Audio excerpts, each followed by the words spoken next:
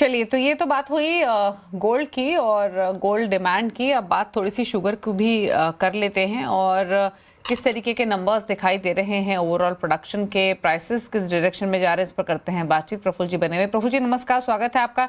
तो सबसे पहले तो जानना चाहेंगे ओवरऑल किस तरीके की स्थिति है। जो ये चीनी के प्राइसेस हमने 5 साल के निचले स्तरों पर आते हुए देखे हैं, 2020 के स्तर पर आ चुके हैं। क्या ये हायर प्रोडक्शन प्रोस्पेक्ट्स की वजह से ही और भी फैक्टर्स हैं? देखिए ये काफी एक्सेस शुगर अवेलेबिलिटी है वो वर्ल्ड में है, इंडिया में नहीं है। दो चीजें अलग अलग बताना चाहूंगा कि वर्ल्ड में करीबन 4 से 6 मिलियन मेट्रिक टन की सरप्लस है।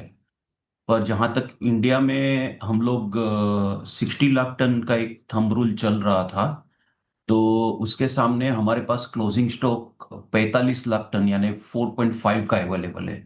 तो इंडिया में कोई स्टॉक ज्यादा नहीं है। और इंडिया में प्राइस जो है वो अभी कम होना चालू हुई है 10-15 दिन से, क्योंकि हमारे यहाँ सीजन अभी अक्टूबर से लेके सितंबर की रहती है, और जो सीजन है वो नवंबर में चालू होती है दिवाली के बाद। और ये बार commissioner of sugar Maharashtra Karnataka सबने अपनी 20 अक्टूबर या 1 नवंबर से बनाने की परमिशन दी थी। पर जो ग्लोबल मार्केट में काफी प्राइस जो 4 साल के या इवन 6 साल तक के भी नीचे चले गए हैं, इसकी वजह से हमारे यहाँ से निर्यात होने की संभावना कम हो जाती है। पर उसका एक साइकोलॉजिकल प्रेशर जब नई सीजन आती है तो काफी हद तक काफी रहती है, और वो दिख रही है, और वो और बढ़ेगी। नवंबर महीने में नीचे गिरेगी। जहां तक आपने उत्पादन का मुझे पूछा है, तो ऐसा है 2024-25 में 80 लाख टन का एक हमारे पास ओपनिंग स्टॉक था। 262 लाख टन का उत्पादन हुआ था।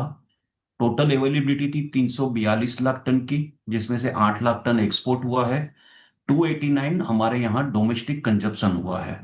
तो क्लोजिंग स्टॉक सिर्फ 45 लाख टन ही है, जो पिछले साल 80 लाख टन थी। और ये 45 लाख टन के सामने अभी 25-26 का एग्जैक्ट फिगर यानी क्या आएगा, ये सुक्रोज कितना अवेलेबल है, कितना उत्पादन होगा।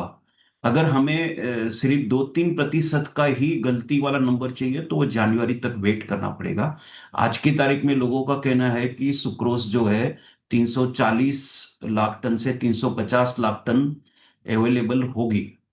तो नंबर सही क्या है, 340 है, 350 है, 360 है, ये जनवरी में हमें पता चलेगा। आज की तारीख में जो भी नंबर पे कमेंट्स आ रही है, वो 10% आइदर साइड गलत जा सकती है।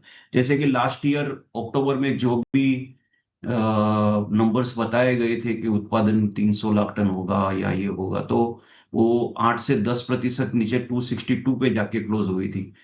तब हमें एक काफी गर्व से कह सकते हैं कि आहिस्ता, पहले all India sugar trade association ने पहले ये अनाउंस किया था कि प्रोडक्शन काफी कम रहेगा।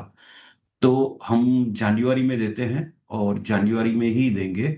फिलहाल ये जो अभी 340 या 350 है, इसमें से 37 लाख टन का तो डाइवर्जन पीएसयू और प्राइवेट में जा रहा है, 34 और 3 लाख टन। तो बाकी अगर 340 पकड़ते तो 303 लाख टन हमारे पास रहेगी। तो 303 लाख टन हमारे क्लोजिंग स्टॉक और उसमें बैलेंस करने के लिए भी ठीक रहता है। 350 में भी 313 रहेगी, अगर 360 है तो 323 रहेगी। तो इंडस्ट्री ने अपनी तरफ से अच्छी कोशिश कर ली है कि 10 से 20 लाख टन ओके। की निर्यात की परवानगी देनी चाहिए। तो ये हम भी ओके। चाहते हैं कि 10 लाख टन की तो शुरुआत तुरंत कर देनी चाहिए। ओके। तो आपने गवर्नमेंट के सामने कुछ प्रपोजल इस तरीके का रखा है? शुगर इंडस्ट्री बॉडी तो इनफैक्ट ये डिमांड कर ही रही है कि फार्मर्स को नॉन पेमेंट जैसी स्थिति पैदा ना हो, जो एक्सेस शुगर है उसको यूटिलाइज किया जाए, एक्सपोर्ट्स अलाउ किया जाए। क्या आपको पूरी पॉसिबिलिटी लग रही है कि जितनी एक्सपेक्टेशंस आप लेकर चल रहे हैं उसको लेकर सरकार को डिसीजन लेते हुए दिखाई दे? प्लस प्राइसेस को लेकर अब आपका व्यू क्या है यहाँ से?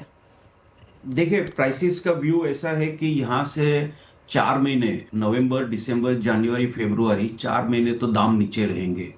क्योंकि गवर्नमेंट की एक पॉलिसी है कि आपकी शुगर फैक्ट्री ये महीने में कितनी चीनी बेचेगी, उसको तोड़ते हुए जो कैपिटल, वर्किंग कैपिटल कम होने की वजह से सप्लाई एक्सेस रहती है।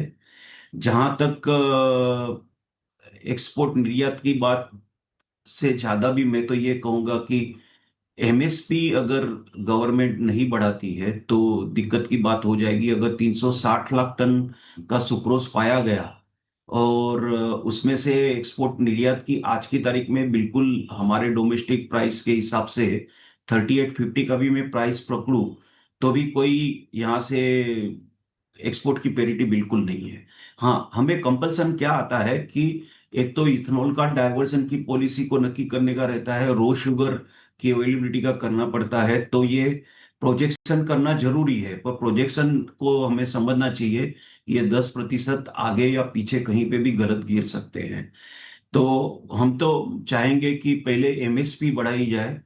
अगर एमएसपी आप नहीं बढ़ा सकते तो एक्सपोर्ट तो दीजिए ही। एक्सपोर्ट तो गवर्नमेंट को वैसे भी देना चाहिए ताकि हम मार्केट में खड़े रहे हमेशा।